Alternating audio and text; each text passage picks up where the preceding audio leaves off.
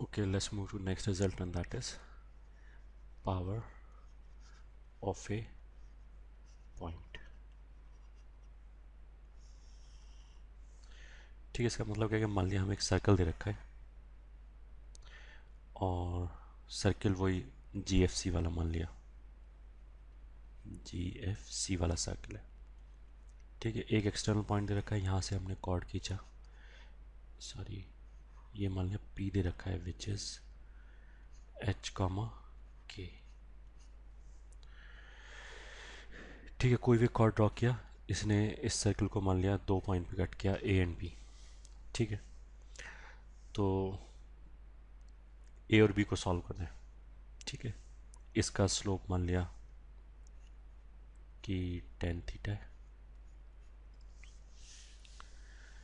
ठीक है, तो पॉइंट्स को सॉल्व करने का दो तरीका है कि या तो मैं लाइन की इक्वेशन लिख लूँ, उसको कर्व सर्कल के साथ सॉल्व कर लूँ, या फिर हमने ऐसे ही बोला था कि एक के पैरामीट्रिक कोऑर्डिनेट्स को, ये ठीक है, एक कर्व के पैरामीट्रिक कोऑर्डिनेट को दूसरे कर्व के कार्टेशियन इक्वेशन में रख सकते हैं। ठीक है, मतलब सर्कल के पैरामीट्रिक कोऑर्डिनेट निकाल के लाइन में रख दिया, या फिर लाइन के पैरामीट्रिक कोऑर्डिनेट निकाल के सर्कल में रख दिया। ठीक है, तो मान लिया हमने लाइन की तरफ से any point on AB can be taken as line की तरफ से H plus R cos theta, comma K plus R sin theta. ठीक है,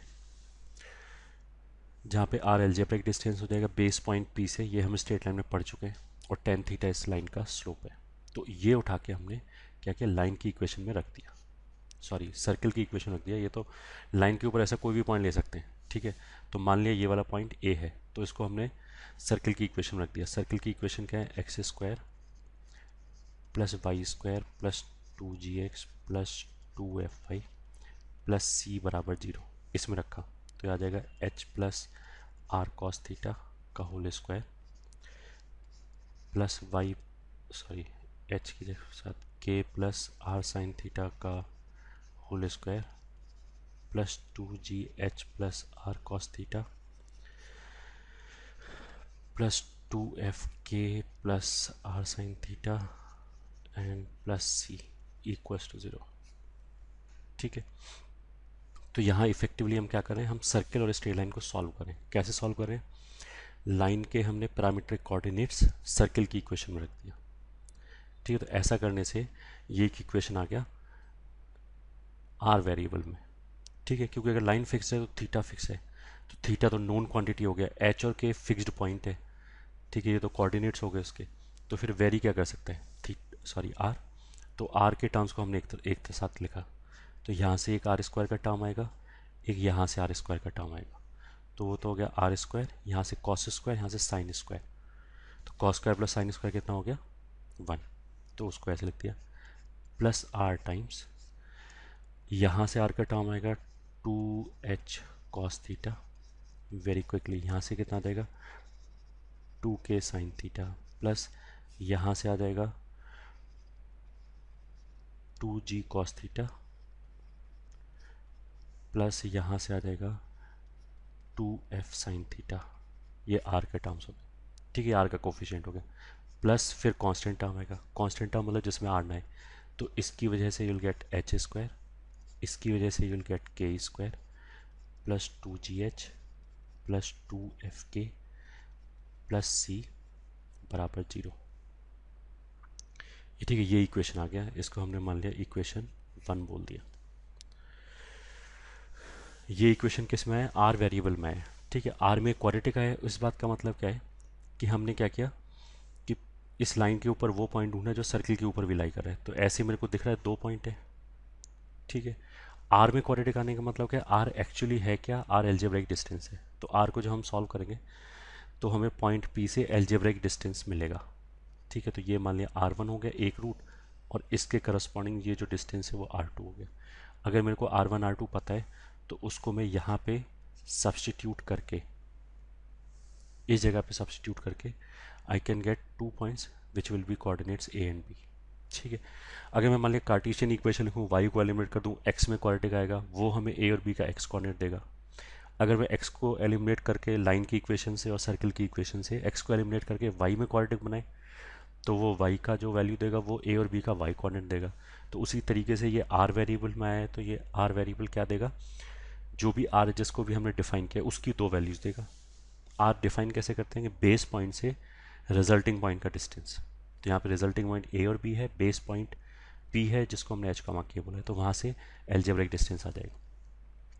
ठीक है, अब इसमें नोट करने वाला चीज़ क्या है कि जैसे ये पॉइंट P हो गया, अगर मैंने मान लिया P से पास करने वाला कोई दूसरा लाइन लिया ऐसे करके, ये ठीक है, वो मान लिया CD पे कट कर रहा है, तो लाइन चेंज करने पे क्या होगा, थीटा चेंज हो जाएगा। ठीक है, थीटा चेंज हो जाएगा तो इसके रूट्स भी चेंज हो जाएंगे, R1 R2। ठीक है, in general. But what you can observe कि इस वाले इक्वेशन में, मतलब ये तो कुछ ऐसे करके लिखा है AR² plus BR plus C, अगर R में क्वाड्रेटिक है तो ये जो C है जो कांस्टेंट है ये, इसमें कहीं थीटा है ही नहीं, इसमें कहीं थीटा नहीं है। इस बात का मतलब क्या है कि लाइन चाहे कोई भी ले लो, जो C/A है which is the product of the root, जो C/A है that is independent of theta. ठीक है, तो this implies R1 into R2 is equal to h² plus k² plus 2gh plus 2fk plus c। ये हो गया, इसमें कहीं थीटा नहीं है। अच्छा, इसको अगर तुम पहचान में आता है तो this is nothing but circle का इक्वेशन है। सर्कल के इक्वेशन में बस हमने क्या कर रखा है, एक्स वाई की जगह एच के रख लिया। ठीक है, तो if you can notice x² plus y² plus 2gx की जगह में क्या आ गया, h² plus k² plus 2gh आ गया।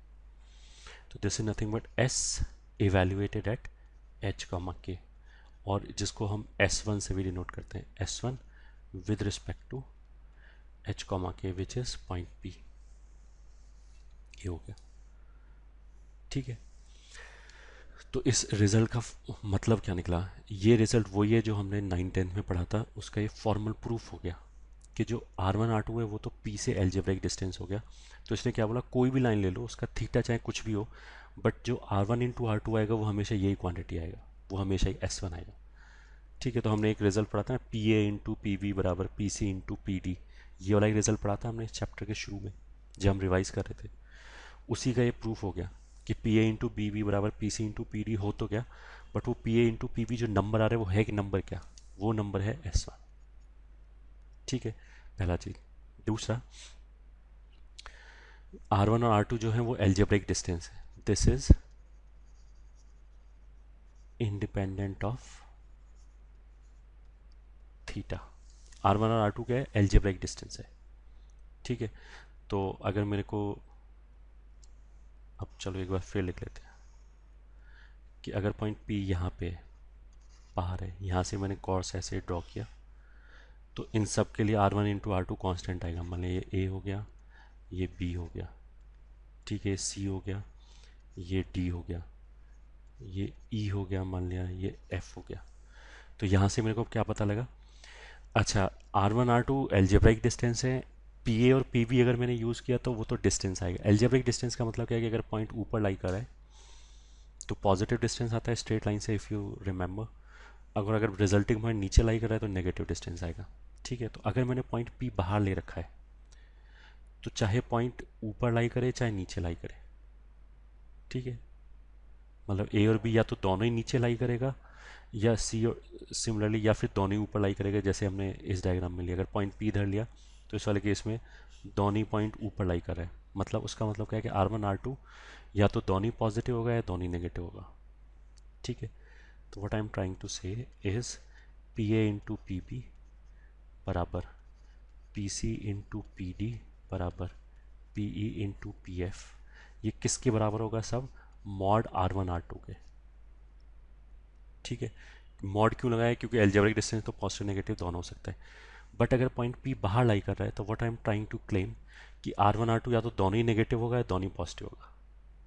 ठीक है, एक नेगेटिव एक पॉजिटिव नहीं होगा, क्योंकि A और B पी के एक ही साइड लाई कर रहा है, तो इसलिए मैं मॉड हटा सकता हूँ, इसलिए R1 R2 which is S1। ठीक है, तो अगर मैंने पॉइंट P चेंज कर दिया तो P A into P B जो है वो चेंज हो जाएगा, और P चेंज करिए तो वो चेंज्ड क्वांटिटी किसके बराबर आएगा, S1 के बराबर। S1 क्या है, सर्किल की इक्वेशन में, सर्किल की इक्वेशन में एक्स स्क्वायर का कोफिशिएंट 1 बनाओ, उसके बाद उस पॉइंट को सब्सटीट्यूट कर दो। ठीक है, और ये रिजल्ट हम ऑलरेडी पहले पढ़ चुके हैं कि अगर मैंने मान लिया यहाँ से एक टेंजेंट खींचा होता है ऐसे करके, तो not a good tangent but समझ में आ गया होगा टी, तो इसके लिए तो ए और बी दोनों पॉइंट एक ही जगह मर्ज हो गया, तो this is also equals to P T into P T which is P T square. तो ये रिजल्ट हम ऑलरेडी डिराइव कर चुके हैं ज्योमेट्री यूज़ करके, कि length of tangent root S1 होता है। ठीक है, तो let me show very quickly इसका मतलब क्या है कि मान लिया हम एक सर्कल दे रखा है। ठीक है, इस सर्कल का इक्वेशन है मान लिया x square plus Y square plus 4x minus 8y बराबर 0। ठीक है, और बाहर मान लिया कोई भी पॉइंट ले लिया से 3,1। ठीक है, ये पॉइंट P है। तो अब 3,1 पहली बार तो ये बाहर लाई करेगा या अंदर लाई करेगा वो जानने के लिए 3,1 इसमें रखो, तो अगर 3,1 रखा तो आ जाएगा 9 प्लस 1 प्लस 12 माइनस 8। तो this is positive. S1 positive आने का मतलब क्या है कि एक्चुअली में अगर हमने डायग्राम ड्रॉ किया तो 3,1 बाहर लाई करेगा। ठीक है, now what we are claiming कि अगर यहाँ से ऐसे लाइन ड्रॉ किया तो ए भी आ गया, दूसरा लाइन ड्रॉ किया तो मान लिया वो सी और डी पे कट कर रहा है। ठीक है, तो P A into P B बोलो, या फिर P C into P D बोलो, या फिर पी टी स्क्वायर बोलो। मतलब अगर पॉइंट बाहर है तो यहाँ से टेंजेंट भी खींच जाएगा ये। ठीक है, ये सब किसके बराबर होगा, ये सब होगा S1 के बराबर। ठीक है, और S1 क्या है, वो यही है। इस एक्सप्रेशन में ये पॉइंट हमने सब्सटीट्यूट कर दिया, तो कितना आ गया यहाँ से 9 प्लस 1 इज 10, 10 प्लस 4 इज 14। तो P A into P B हो, P C into P D हो, इन सब का प्रोडक्ट कितना आएगा 14। ठीक है, एक सिनेरियो तो ये हो गया। दूसरा सिनेरियो क्या हो गया कि अगर मान लिया पॉइंट जो है वो अंदर लाई करे। ठीक है, इसके अंदर लाई करे तो भी क्या होगा, बस इस वाले केस में एक चीज़ चेंज हो जाएगा कि जो S1 है वो नेगेटिव होगा। ठीक है, ये जो हमने यहाँ पे जो लॉजिक लगाया है कि product of the root is constant या इंडिपेंडेंट ऑफ थीटा, वो तो अभी भी वैलिड है। इस डेरिवेशन में हमने कहीं पे भी ये यूज़ नहीं किया कि पॉइंट P अंदर लाई कर रहा है या बाहर लाई कर रहा है। ठीक है, तो इस वाले केस में also you will have P A into P B बराबर P C into P D, और कोई कॉर्ड खींच लो, is equal to mod R1 R2। ठीक है, अगर डिस्टेंस की बात करें R1 R2 तो एल्जेब्रिक डिस्टेंस है। दिस इज इक्वल टू, अब मेरे को दिख रहा है कि अगर पॉइंट P अंदर लाई करेगा तो क्या होगा, कॉर्ड का अगर एक पॉइंट ऊपर है तो दूसरा नीचे होगा। उसका मतलब R1 और R2 में से पक्की बात है कि एक पॉजिटिव होगा एक नेगेटिव होगा। तो अब अगर मैं R1 R2 से मॉड हटाना चाहूँ तो दोनों तरीके से देख सकते हैं कि अगर पॉइंट P अंदर लाई कर रहा है तो ऑफकोर्स S1 नेगेटिव होगा। ठीक है, P A into P B magnitude wise तो S1 के बराबर ही होगा, चाहे पॉइंट P बाहर हो चाहे अंदर हो। ठीक है, बट वैल्यू वाइज मेरे को ये माइनस S1 लिखना पड़ेगा। ठीक है, माइनस S1 क्यों लिखना पड़ेगा, क्योंकि S1 नेगेटिव है, पॉइंट P अंदर है। चाहे तो ऐसे बोल दिया, चाहे R1 R2 की तरफ से बोल दो कि R1 R2 में से एक पॉजिटिव होगा एक नेगेटिव होगा, क्योंकि पॉइंट ऑपोजिट साइड्स पे होगा, इसलिए S1 नेगेटिव होगा। तो फिर ये जो P A into P B distance quantity वो अभी भी S1 के बराबर होगा बट नेगेटिव ऑफ दैट, क्योंकि S1 खुद एक नेगेटिव नंबर आएगा। ठीक है, इसमें टेंजेंट खींचेगा नहीं तो इसमें टेंजेंट का कोई क्वेश्चन नहीं उठता। बस इसमें क्या होगा कि इसमें हम एक कॉर्ड ऐसा खींच सकते हैं ये, ठीक है, जो इस पॉइंट पे बाइसेक्ट हो रहा हो। मान लिया M1 M2, P से तो इन्फाइनाइट कॉर्ड पास करेगा, उन इन्फाइनाइट कॉर्ड में से एक कॉर्ड ऐसा होगा जो P पे बाइसेक्ट हो रहा होगा। ठीक है, तो अगर मैं उसकी तरफ से बात करूँ तो this is also equal to PM1 into PM2 which is equal to PM1 का स्क्वायर। तो दिस इम्प्लाइज PM1 बराबर root of minus S1।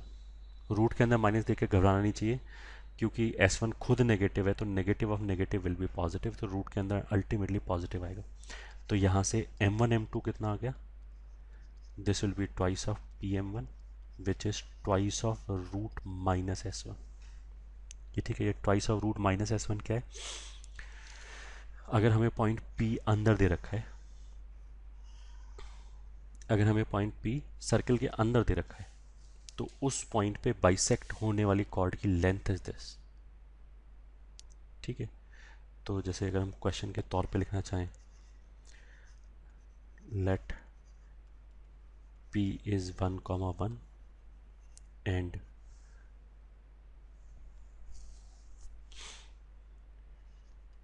a circle x square plus y square minus 4x minus 10y is equals to 0 is given, then find length of chord which is bisected at P। ठीक है, तो जो ऊपर वाला formula है उसके हिसाब से हमारा आंसर क्या है, required length is equal to 2 root minus S1। ठीक है, which is equal to 2 square root of minus, ठीक है, S1 नेगेटिव आना चाहिए। अगर पॉइंट P मान लिया बाहर लाई कर रहा हो इस वाले केस में, तो S1 पॉजिटिव आएगा। अगर पॉइंट सर्कल के बाहर है तो कोई भी कॉर्ड उस पर बाइसेक्ट नहीं हो सकता, ये तो समझ में आता है। तो अपने आप एब्सर्ड वैल्यू आ जाएगा, अगर बाहर होगा तो S1 पॉजिटिव आएगा, तो रूट के अंदर नेगेटिव आ जाएगा तो अनडिफाइन हो जाएगा। तो यहाँ पे अपने आप पता लग जाएगा कि पॉइंट अंदर है या बाहर है। अगर डिफाइन हो गया तो अंदर है, नहीं हुआ तो नहीं। ठीक है, S1 कैसे निकालते हैं वापस, एक्स स्क्वायर वाई का क्वेश्चन 1 बनाया वो है, उसके बाद पॉइंट को सब्सटीट्यूट कर दिया, तो इसमें 1 1 सब्सटीट्यूट कर दिया, तो will get 1 + 1 - 4 - 10। This is equal to 2 root के अंदर, दिस विल बी 14 में से 2 गया -12, माइनस +12, तो दिस इज 4 रूट 3। ये हमारा आंसर आ गया। ठीक है, अच्छा, इस क्वेश्चन को ऐसे भी कर सकते हैं, ऐसे करना जरूरी नहीं है, डायरेक्टली भी कर सकते हैं। उसने क्या बोला है, सर्किल है, इसका सेंटर कितना हो जाएगा 2,5, 2,5। इस कॉर्ड का हमें लेंथ चाहिए जिसका मिड पॉइंट P है। ठीक है, P इज 1,1, तो उस वाले फॉर्मूले से भी निकाल सकते हैं। कॉर्ड लेंथ जो होता है 2 रूट r² माइनस P²।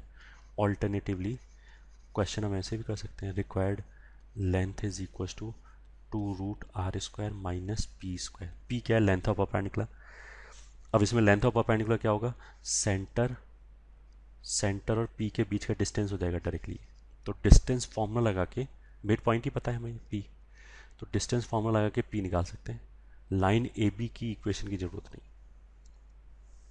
ठीक है, तो R क्या आएगा, वो तो रेडियस है, P क्या आएगा, लेंथ ऑफ परपेंडिकुलर। ठीक है, तो I hope this is clear. अगर ये प्रोसीजर नहीं भी समझ में आया तो कोई खास बात नहीं है। What you are suppose to remember कि जो हम पहले रिजल्ट पढ़ते थे इस तरह का, कि PA into PB PC into PD is equal to PT² होता है। अब हमें पता लगा कि ये सारी क्वांटिटी किसके बराबर होता है, एक्चुअली S1 के बराबर। ठीक है, अगर पॉइंट अंदर है तो फिर PA into PB, PA into PB PC into PD minus S1 के बराबर हो जाए। ठीक है, अब ये जो S1 है इसका हमें ज्योमेट्रिकल मतलब थोड़ा बहुत समझ में आ गया होगा कि अगर कोई पॉइंट दे रखा है उसको मैं सब्स्टिट्यूट कर दूँ सर्कल की इक्वेशन के अंदर, सर्कल की इक्वेशन नहीं, सर्कल का जो एक्सप्रेशन है उसके अंदर एक्सिस का कोफिशिएंट 1 बनाने के बाद, ठीक है, तब जो एक्सप्रेशन आएगा उसको हम S1 बोलते हैं। वो एक्सप्रेशन बेसिकली क्या रिप्रेजेंट कर रहा है, कई तरीके से बोल सकते हैं। अगर पॉइंट बाहर है तो उस पॉइंट से ड्रॉन टेंजेंट की लेंथ भी रिप्रेजेंट कर रहा है। उस पॉइंट से अगर मैंने कॉर्ड खींचा तो जो कॉर्ड के एंड पॉइंट्स हैं उनका पॉइंट P से जो डिस्टेंस होगा, कॉर्ड के एंड पॉइंट मान लिया AB है, तो A और B का जो P से डिस्टेंस होगा, PA और PB, उसका प्रोडक्ट भी S1 के बराबर ही आएगा। So this S1 is called power of point P। ये ठीक है, with respect to given circle. ठीक है, तो if point lies outside, inside और on the circle, then power of point will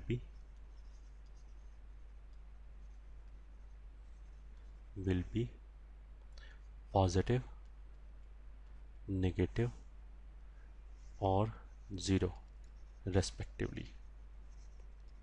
ठीक है, ये तो हमें पहले से पता था कि location of a point with respect to a circle में पढ़ चुके हैं ऑलरेडी हम, कि S1 नेगेटिव कहाँ होता है, पॉजिटिव कहाँ होता है एंड सो ऑन। यहाँ पे तो बस हमने ये बताया कि उसका ज्योमेट्रिकल मतलब क्या है, कि S1 जो आ रहा है वो एक्चुअली आ क्या रहा है, ये बताया। ठीक है, okay, now let's move to next result, and that is result 5 I guess। ठीक है, अगर हमसे ये बोला जाए कि मान लिया एक सर्कल है और उसके बाहर से हमने ऐसे दो टेंजेंट खींचा, लेट मी अगेन रीड्रॉ।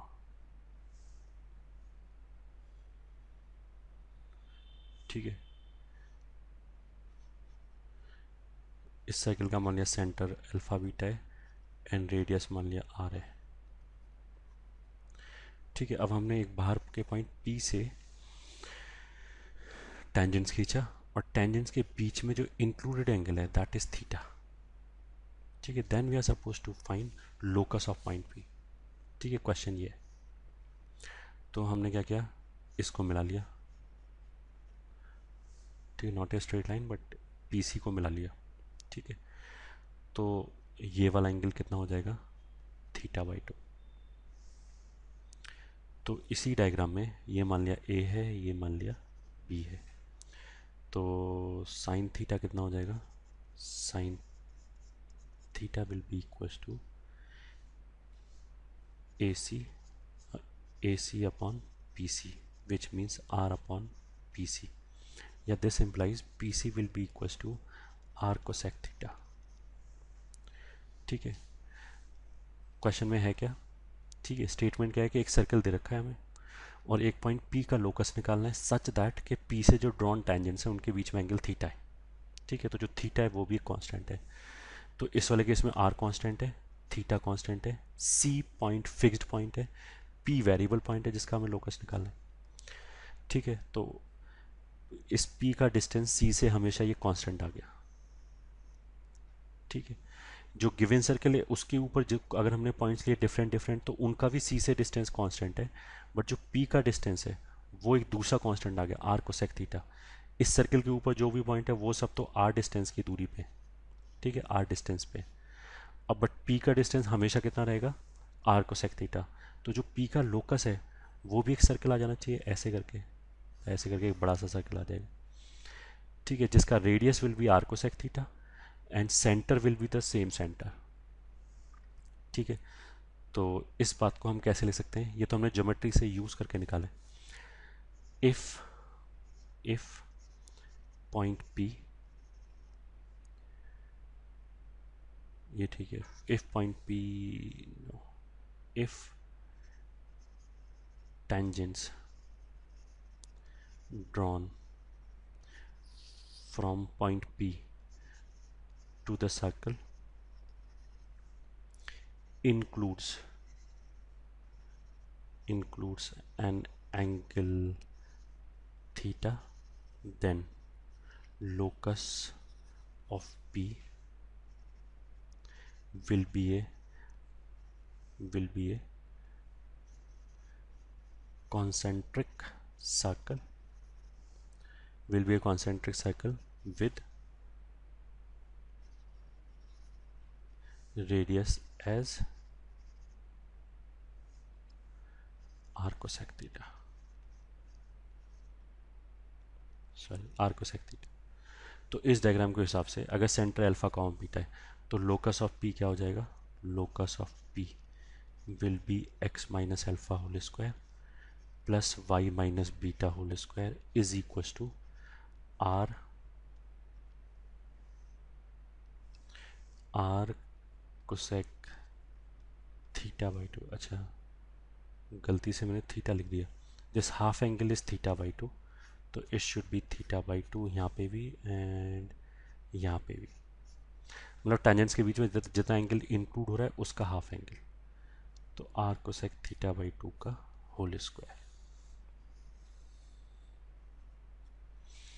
ये ठीक है, ये हमारा एक नया रिजल्ट आ गया यूजिंग ज्योमेट्री। इसमें हमने कहीं कोऑर्डिनेट वगैरह यूज़ नहीं किया है सच। ठीक है, अब इसका एक स्पेशल केस ले लिया इन पर्टिकुलर। ठीक है, in particular if theta is equal to pi by two, मान लिया जो इंक्लूडेड एंगल है, ठीक है, वो 90 डिग्री हो जाए, तो इक्वेशन क्या हो जाएगा, x माइनस एल्फा का whole square plus y minus beta का whole square is equal to R cosec theta की जगह अगर पाई बाई टू रखा तो ये थीटा बाई फोर हो जाएगा। थीटा बाई फोर कितना होता है, root two, R root two का whole square which is two R square. ठीक है, अब ये जो पॉइंट है जहाँ से ड्रॉन टेंजेंट्स 90 डिग्री इंक्लूड कर रहे हैं, ड्रॉन टेंजेंट्स के बीच का एंगल 90 डिग्री है, वो सब एक कॉन्सेंट्रिक सर्कल पे लाई करेगा। ठीक है, अच्छा एक बार वेरी क्विकली क्या क्या हमें बताया, एक सर्कल दे रखा है, उसका सेंटर सी है, रेडियस आर है, फिर हमने बोला कि एक बाहर पॉइंट ले रखा है पी, वहाँ से हमने टेंजेंट्स ड्रॉ किया, उन टेंजेंट्स के बीच में हमेशा एंगल पाई बाई टू आया। ऐसे सारे पॉइंट्स ढूंढे हमने जहाँ से अगर मैं पॉइंट पी को चेंज करूँ तो अलग अलग एंगल आएगा, तो हमने वो सारे पॉइंट्स ढूंढे जिनके बीच में, जिनकी टेंजेंट्स के बीच में 90 डिग्री एंगल है। उन सारे पॉइंट्स को अगर हमने मिलाया तो एक कॉन्सेंट्रिक सर्कल बन जाएगा, और उसका रेडियस कितना होगा, रूट टू टाइम्स आर। और इस वाले केस में ये जो कॉन्सेंट्रिक सर्कल आया जो पी का लोकस है, in this case locus of P is called director circle. ठीक है, तो डायरेक्टर सर्कल क्या है, उस पॉइंट का लोकस जहां से ड्रॉन टेंजेंट्स 90 डिग्री पे इंटरसेक्ट करे, या फिर ड्रॉन टेंजेंट्स के बीच में इंक्लूडेड एंगल 90 डिग्री हो। टेंजेंट की तरफ से बोलना चाहें तो locus of point of intersection of perpendicular tangents will be the director circle. ठीक है, और ये है क्या, मतलब ये हमने बोला क्या, मतलब जैसे एक सर्कल दे रखा है, इसमें हमने एक टेंजेंट लिया और इसके परपेंडिकुलर दूसरा टेंजेंट लिया, तो ये जो पॉइंट है ये हमारे डायरेक्टर सर्कल पे आएगा हमेशा, चाहे कोई भी दो टेंजेंट ले लो। जैसे मान लिया हमने ये ले लिया तो इसके परपेंडिकुलर कुछ ऐसे टेंजेंट बना, तो ये भी हमेशा किस पे आएगा, डायरेक्टर सर्कल। तो हम डिफाइन कैसे कर सकते हैं डायरेक्टर सर्कल को, this is locus of point of intersection of perpendicular tangents, ऐसे डिफाइन कर सकते हैं। और तरीका क्या है बोलने का, it is locus of a point, ये ठीक है, tangents drawn from which are mutually perpendicular। ठीक है, और क्या है इसी को बोलने का तरीका, म्यूचुअली परपेंडिकुलर और tangents includes an angle 90 degree. ठीक है, एंड ये लोकस है क्या, and it is concentric circle, concentric circle with radius as root 2 times radius of given circle।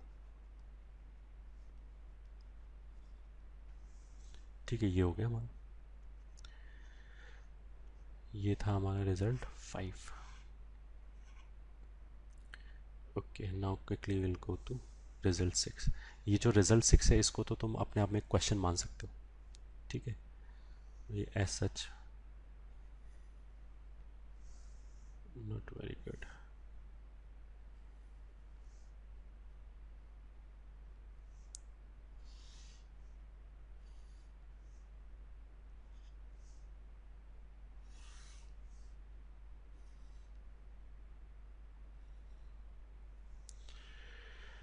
ये हो गया, ये पॉइंट पी है,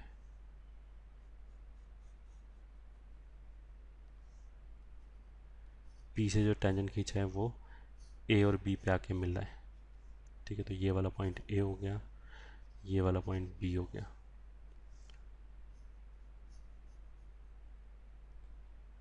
ये रेडियस है, ये सेंटर है।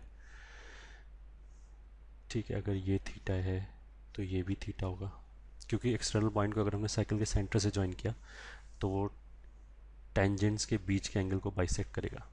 ठीक है, तो इसलिए पी सी जो है वो ए पी बी एंगल को बाइसेक्ट करेगा। ठीक है, सिमिलरली अगर मैं ट्राइंगल ए बी सी देखूँ तो ए बी कॉर्ड हो गया, तो ये वाला जो पॉइंट है वो मिड पॉइंट होगा सिमेट्री से। ठीक है, अच्छा अगर ये थीटा है, ये एंगल अगर थीटा है तो ये 90 हो गया, तो ये 90 माइनस थीटा हो गया, बट ये पूरा एंगल फिर 90 है, तो ये एंगल फिर वापस थीटा हो जाना चाहिए। Okay, length of tangent, length of tangent को मान लिया मैंने एल बोल दिया। ठीक है, सर्कल मान लिया वो जी एफ सी वाला सर्कल है। ठीक है, पी पॉइंट को मान लिया मैंने एच कमा के है। तो सबसे पहले तो लेंथ ऑफ टेंजेंट कितना आएगा, दैट विल बी पी ए बराबर पी बी बराबर रूट एस वन। ठीक है, एंड दैट इज एल से।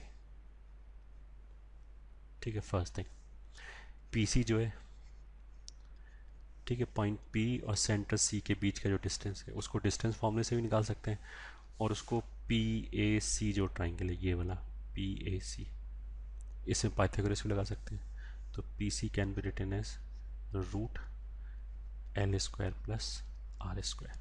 ठीक है, तो अगर मेरे को पॉइंट पी दे रखा है और सर्कल दे रखा है, सर्कल दे रखा है तो मेरे को उसका सेंटर पता है, रेडियस पता है। पी दे रखा है तो वहाँ से मैं रूट एस वन कैलकुलेट करके लेंथ ऑफ टेंजेंट निकाल सकता हूँ। ठीक है, अब उसके बाद अगर मान लिया मेरे से ये पूछा जाए कि फर्स्ट पार्ट एंगल, अच्छा उससे भी पहले let me right couple of more results इस ट्राइंगल में। ठीक है, इन ट्राइंगल पी ए सी, इस ट्राइंगल के अंदर साइन थीटा कितना होगा, that will be A C upon P C. A C is R and P C अभी ये निकाला, ये root L square plus R square, ये हो गया। ठीक है, कॉस थीटा कितना होगा इसी डायग्राम में, that will be L upon, वो हो जाएगा A P upon P C, तो L upon root L square plus R square. ऐसे अगर टेन थीटा निकालना चाहो तो that will be R upon L. ठीक है, मैंने ये बोला कि ये रिजल्ट अगर याद रख सकते हो तो ठीक है, अदरवाइज तो then and there you can derive, this is more like a question rather than result. ठीक है, बस हम क्या यहाँ पे इलस्ट्रेट करने की कोशिश कर रहे हैं कि ज्योमेट्री की हेल्प से डिफरेंट क्वांटिटीज़ कैसे कैलकुलेट कर सकते हैं। ठीक है, रादर देन प्योर कोऑर्डिनेट। इतना हो गया। चलो first part, angle between tangents will be 2 theta which is equal to twice of, अब थीटा लिखने के लिए मेरे को इन्वर्स का हेल्प लेना पड़ेगा, एंड आई होप तुम लोगों को बेसिक आइडिया है इन्वर्स का। तो कैसे भी ले सकते हैं, यहाँ से अगर थीटा लिखें तो साइन को उधर भेज दिया, तो I can write down 2 sine inverse R upon root L square plus R square, ऐसे भी ले सकते हैं। टेन के टर्म्स में लिखना चाहें तो this is 2 tan inverse R by L, ये हो गया। ठीक है, पहला रिजल्ट। दूसरा, अगर मेरे से पूछा जाए कि ट्राइंगल पी ए बी का एरिया कितना होगा, तो second result area of triangle P A B which is equal to P A B मतलब पी ए बी ये वाला ट्राइंगल। ठीक है, तो इसमें मेरे को क्या चाहिए, ए पी एम का एरिया निकाल के उसको डबल कर सकते हैं। ठीक है, तो 2 into area of triangle A P M. ठीक है, वापस अब ए पी एम में परपेंडिकुलर ए एम है, बेस पी एम है, तो इसको ऐसे लिख सकते हैं, this is equal to 2 into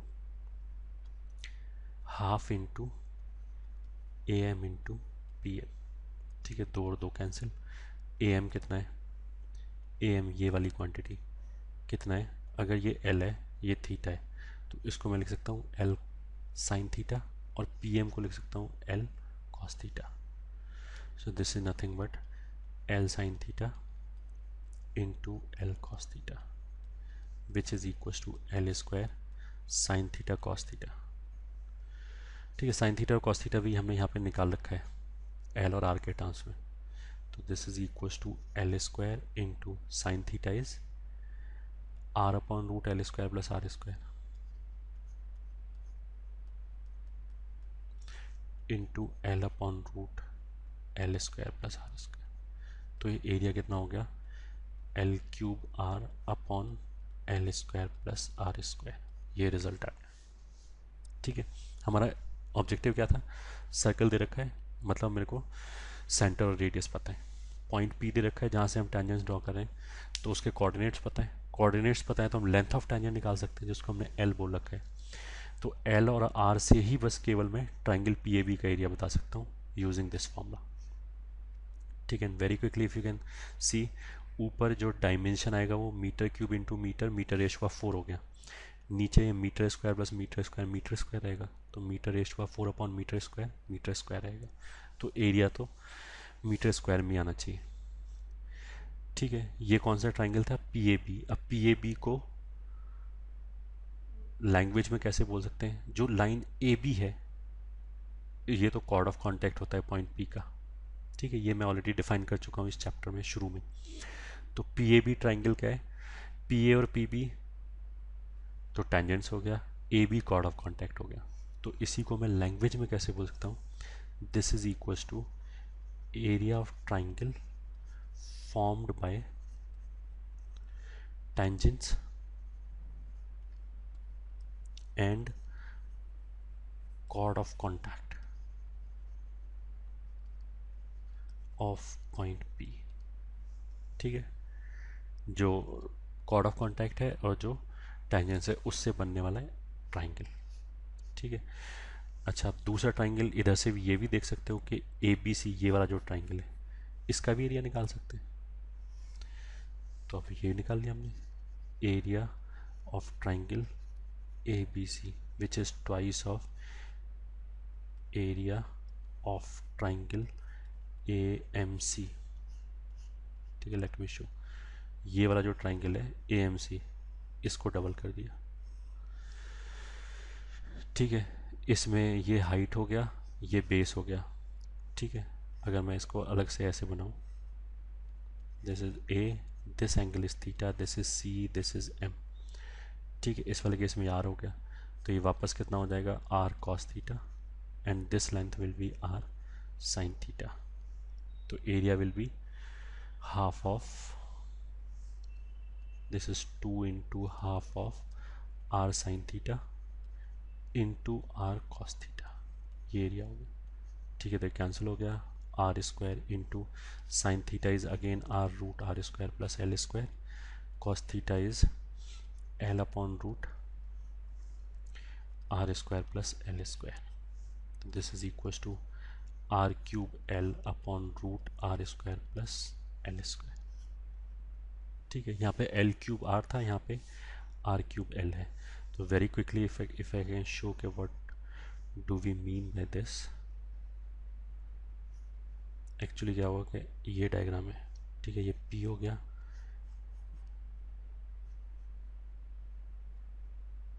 ये सी हो गया, ये आर है, ये आर है, ये एल है, ये एल है। तो दो तरह के ट्राइंगल आए, एक तो ये वाला आया, ठीक है। इसका एरिया, ये तो इसके साइड पे एल एल आ रहा है, तो इसका एरिया तो कितना है, L cube R upon R square plus L square, ठीक है। पी ए बी का एरिया जो हमने इससे पहले निकाला था, ये पी ए बी का एरिया एल में क्यूब आ रहा है और R L square plus R square आ रहा है, ठीक है।